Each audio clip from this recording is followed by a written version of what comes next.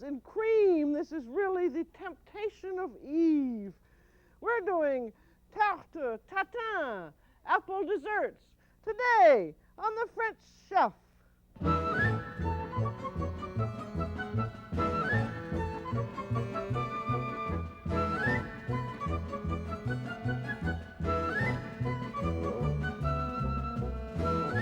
The French Chef is made possible by a grant from the Polaroid Corporation. Welcome to the French Chef. I'm Julia Child. Today we're going to do a very famous apple dessert called La Tarte Tatin. And there it is, and I'm going to hide it from view until we get farther along with it.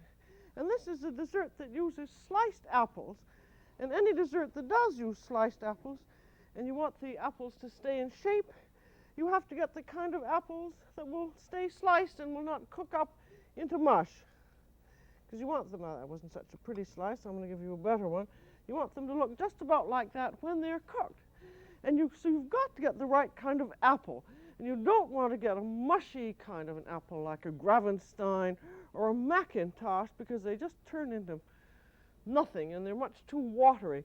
Three very good apples are Golden Delicious, Rome Beauty, and York Imperial. And it depends really on where you live whether you can get these apples.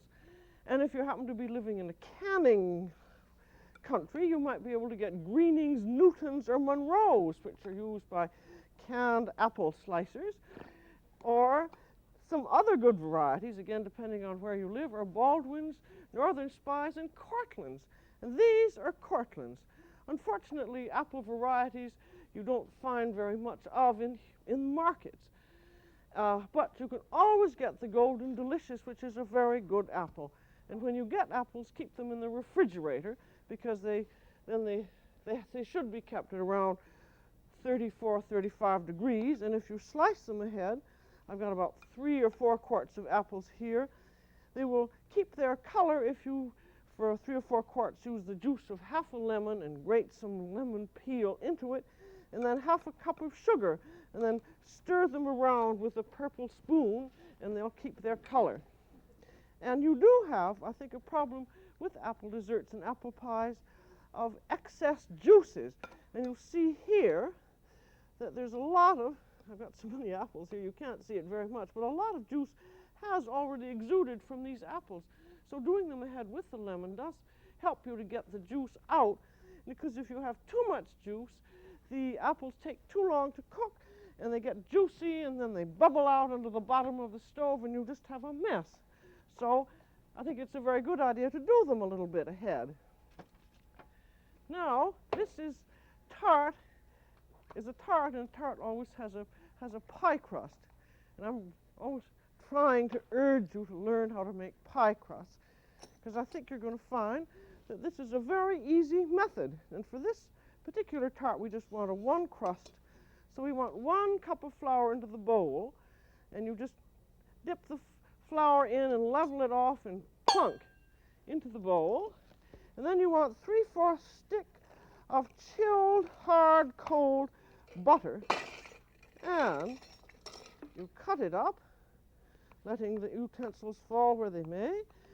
And I always find it the easiest way is to cut it in 4, and I only wanted 3/4, so I don't need that amount of it.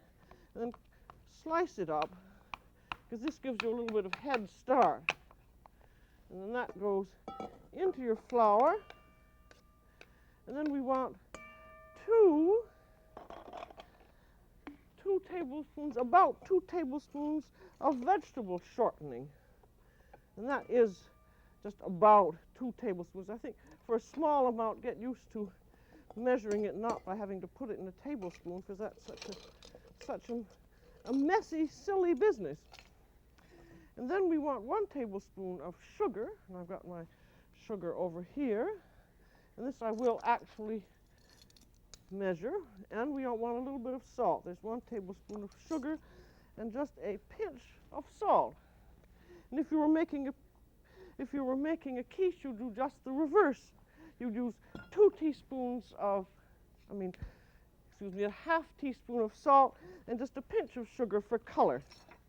And then you have now the problem of mixing the butter and the dough together because you want to get the butter broken into little granules covered by flour.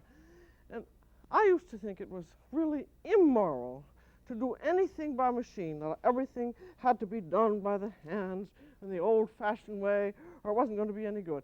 Now I think it's really silly to be so old-fashioned. I'm for the machine. And you can use just a plain ordinary handheld blender, and that mixes in the flour and the butter very easily. But even more easily is one of these large mixers, which has special attachments. In this case, this mixer has not only this usual beater, but it also has a flat beater, which is made especially for pastry mixing. And I think this is particularly good because anytime you're going to make pastry, I think it's a good idea to make an enormous amount, particularly when it's as easy as you're going to see this is to make. And now, where was I? Yes. One other good thing that this machine has, which is a splatter shield. And you put this on the bowl, and when you beat it, the flour doesn't spray all over you. And with a little bit of jockeying, this goes right in. And I'm going to plug this in, and I'm just going to show you how easy this is to do.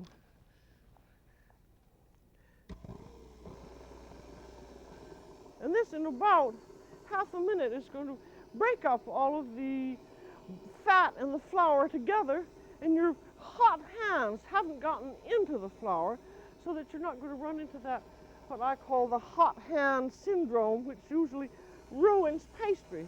Oh, there. Well, that is done, and I want to show you. If I can get that splatter, so I want to show you how it looks. Yeah. See, that has just all been broken up together, and you want to stand right over it when you're doing it in a machine, because otherwise you can heat up the fat and the flour, and then it'll all meld together, which you do not want it to do. And so now we want to have 1/3 cup of ice water. And I think it's a very good idea to get in the habit of always using ice water, because the main thing is that you always want to keep your pastry cold. So in goes that 1/3 cup of ice water, and then just about a little bit of beating, just until it forms into a mass, and it is done. Now isn't that really easy? And it's just really, if you don't have one of these big machines, it really is just as easy with a small one. And I'm going to put this out onto my pastry marble, and you'll see what it looks like. Then after you've done this, it should rest and chill, because the butter has to harden up again. And it always looks a little bit soft, but you have to have enough water in it so that the gluten in the flour has all been moistened. Put on a little bit of flour. And you don't need it at all. Just form it into a ball, and then wrap it in some plastic wrap and chill it. I can get this off.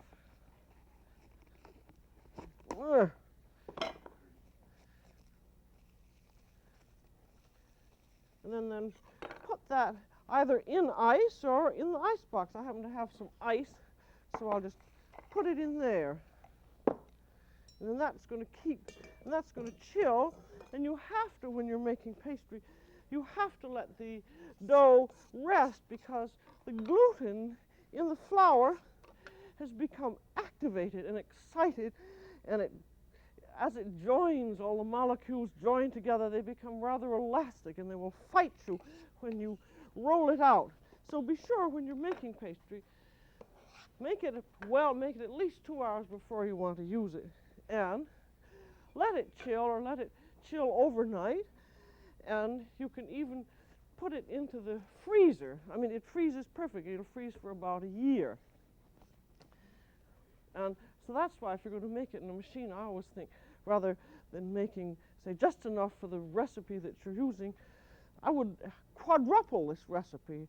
In other words, I'd use 4 cups of flour and 4 times the 3/4 stick of butter and 4 1/3 cups of water and salt, and just use what was necessary and then freeze the rest.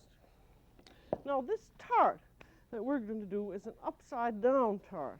That means that it's a very French type of upside down one. In the original recipe, it is said that they cook it in a pan like this, which is called a sauteuse. And all the apples go into the pan, and then the pastry goes on top, and then when it's all done, you turn it upside down. This is not a pan that everyone will have. You can use just a plain cake pan like this, but I'm going to try and keep somewhat in the presumed methods of which they used to do it, so I'm going to use a nice old American skillet. And with this, I'm going to move this back a little closer to me. Now this is not a recipe for when you're planning to diet, because it has to have a lot of butter in the bottom of the pan, because you want to caramelize the bottom of it, and that's soft butter.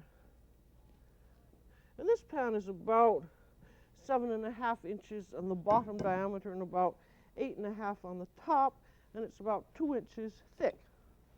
And then it's going to have some sugar, and it has to have 1/3 inch of sugar. And remember, this is all because it's all to caramelize. And as we go along with it, you'll see how it works. Now that's a heavy bunch of sugar in the bottom of the pan.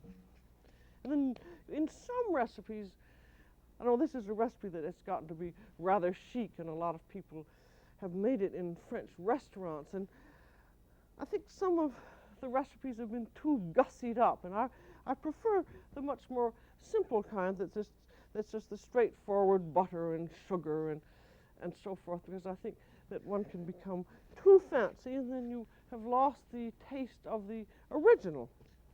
And now, when you have this, you would do only at the last minute, after your pastry has all been rested and you're ready to do it, and say you can do it about 1.5 hours to 2 hours before you're going to serve it, or maybe a little longer.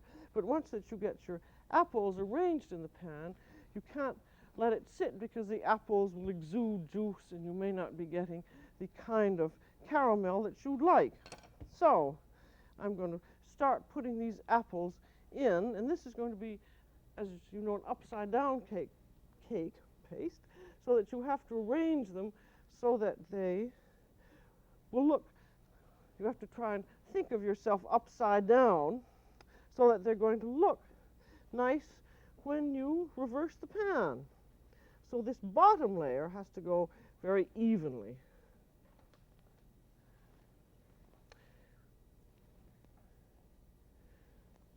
Well, I got to turn that one around the wrong way. Because what you hope, this doesn't always turn out exactly the way you hope, but what you hope is that it's going to reverse absolutely perfectly, and you'll have this beautiful design. You know, I have never been to the place where this tart is supposedly originated, but it's in a little town called La Motte, Beuvron. And if next time you're on the motoring around France and you're in the Loire Chateau country and you get to Orléans, about 25 miles due south on Route N20 is the Auberge Tatin. Now I'm going to put a little more butter on that and a little more sugar. Here's my sugar. And then the rest of the layers can go on rather fast. But in this town of La Motte Beuvron, on Route N20, is the Auberge Tatin, at least the last time I looked.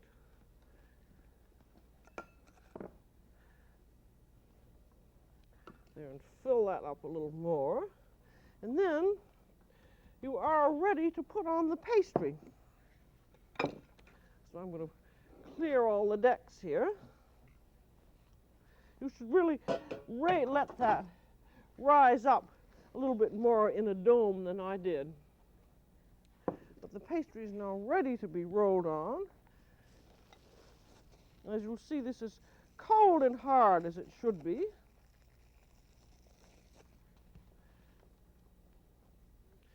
And you want to beat it. This is not an actual rolling pin, it's one that my husband made for me out of an old garage broom handle, and it really works very nicely. It's certainly much better than those nutty little rolling pins that I just saw the other day when I was in a food kitchen equipment department. They had these little tiny rolling pins that were about 8 inches long, and I haven't any idea what in the world you could use them for. Now this is to be, it should be about the size of the pan, so it should be a little bit larger than that. Cover, and this should be cut. I'm just going to cut that out a little larger than the cover. You could use a pastry wheel or just a little knife.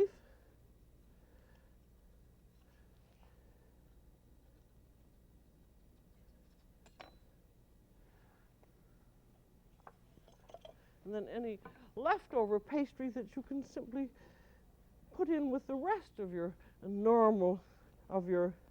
the amount that you've made. That just goes over. And then this is going to go over to the stove, and it's going to start its career on a high burner because you want to start it cooking and start caramelizing it right away and make little holes in.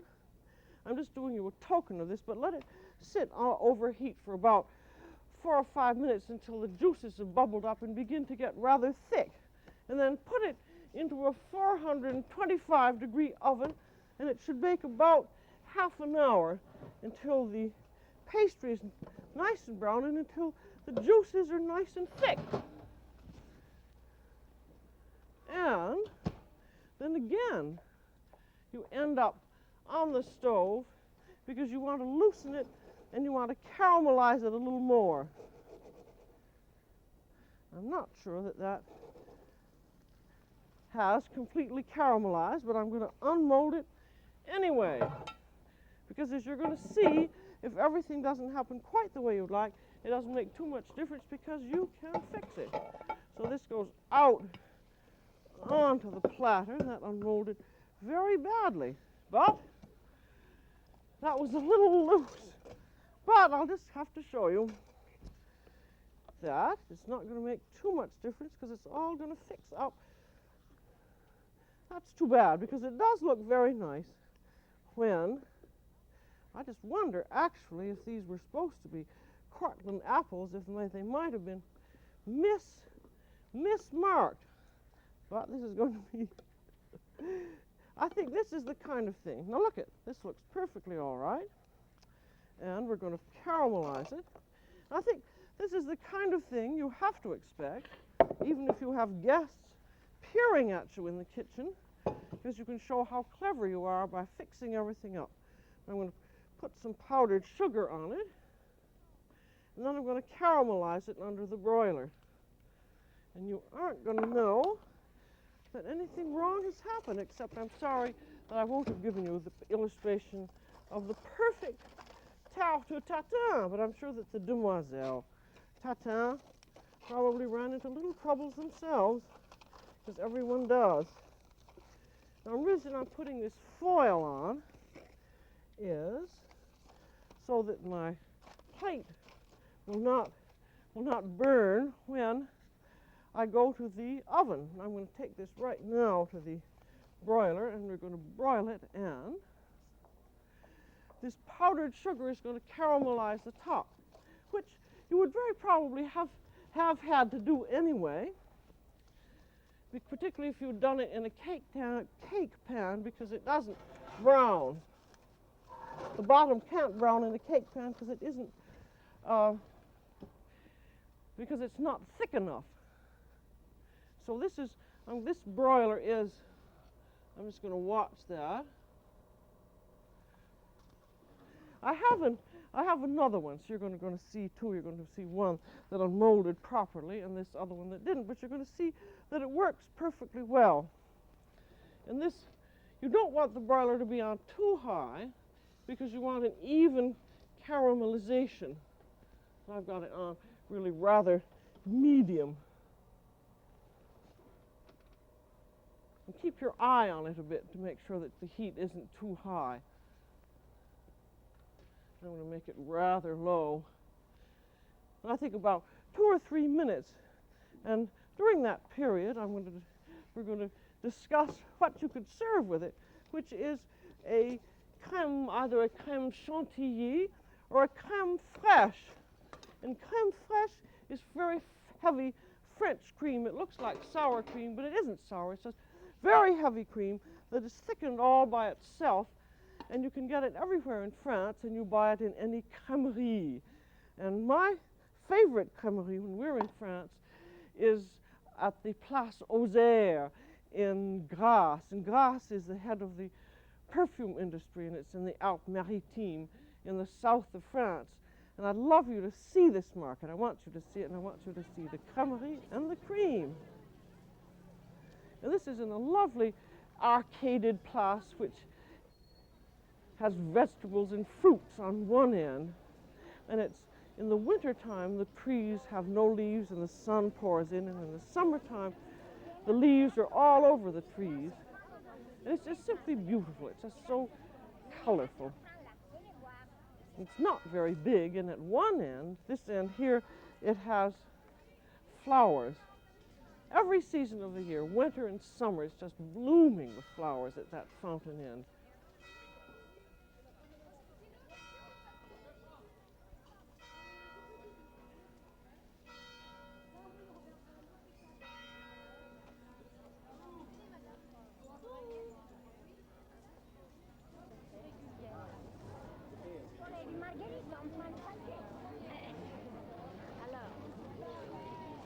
I think everybody goes there to the market just because it's so pretty. And right across from the market, about opposite where the vegetables are, is my crèmerie. It also has lovely, a French crèmerie has everything in it, cheeses and olives and cream. Here it is. And I asked Madame la Crémière to come outside and show us what the cream looked like so you could really get a good view of it. Parce qu'après, ça n'irait plus. Oui, hein? On remplit le pot? Oui. Voilà. Mmh. C'est délicieux. C'est crème. Oh, c'est merveilleux. Je crois que vous avez la crème la plus belle de toute Grasse, et c'est vrai. Oui. Très bien. C'est parfait. Bien. Merci. Et merci Merci à vous. beaucoup. Et merci Au revoir, à vous, madame. madame. Voilà. À la prochaine. Au revoir. Au revoir. I did want you to see how that cream looked, because you've seen exactly how it looks, and now I can show you that you can really just about duplicate it here. You take 1 part of regular commercial soured cream and put it into a pan, and then 2 parts of heavy cream and beat them in nicely. And the reason for using this sour cream is that you want to replace the lactic acids and ferments in natural cream. And then you put it over heat and you stick your finger on it, and all you want to do is to just heat it just enough until the chill is taken off the cream, and then pour it. You can leave it in its pan or pour it into a container and let it sit overnight, and it will thicken up just all by itself. And here's what it looks like when it has thickened up. And as soon as it's thickened up, you refrigerate it. And there you are. That's just about stir it up. And you've really just about duplicated, and it's practically the same in taste as the French cream. And what's also lovely about it is that with regular commercial sour cream, you can't cook with it. It curdles. But with this kind of cream, you can cook with it just as you can with French cream. And also, the great thing is that it keeps for about 10 days, and after you've used it, if you just have a little bit left by like an inch, you can start it all over again, just like a sourdough. And you can keep the same mix going like a sourdough for quite some time, and then if by any chance it does turn sour, you just have to start over again. Now I want to see how our tarts are. I'm going to show you two. I think that could have gone a little higher. First I'm going to show you the one that looks the way it's supposed to. And in this case, you see the slices have all stayed evenly and nicely the way they should. This one also was done properly in the frying pan, but it stayed together. I'm quite sure that these were not all Cortland apples, because I did notice while I was cooking them that they exuded an awful lot of juice into the oven, even after I had let them exude juice. But I'll now take these both into the dining room and we'll look at each one. Let's see, that one isn't hot and that one is.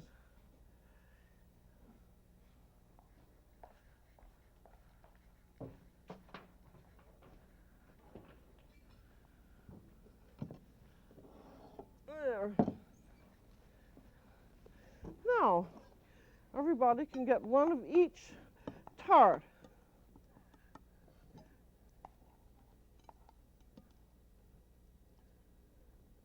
There. There's one of the juicy tart, and here's one of the more tatin-like tart. I think that actually makes a more interesting dessert. And a little bit of this lovely creme fraiche right in the middle. There. And I think, as a matter of fact, I think when you're doing this yourself, as an experiment, you should do both mushy apples and other apples. And with it, to show your triumph, you could serve a sparkling Vouvray. I think it's nice to serve a Vouvray rather than all the time champagne. And when you're serving a Tarte Tatin, bon appétit. And that's all for today on The French Chef. This is Julia Child.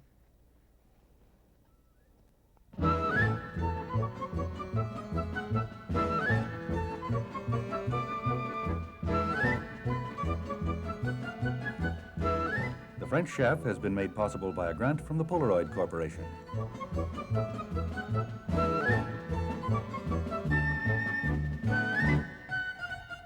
Julia Child is co-author of Mastering the Art of French Cooking, Volumes 1 and 2.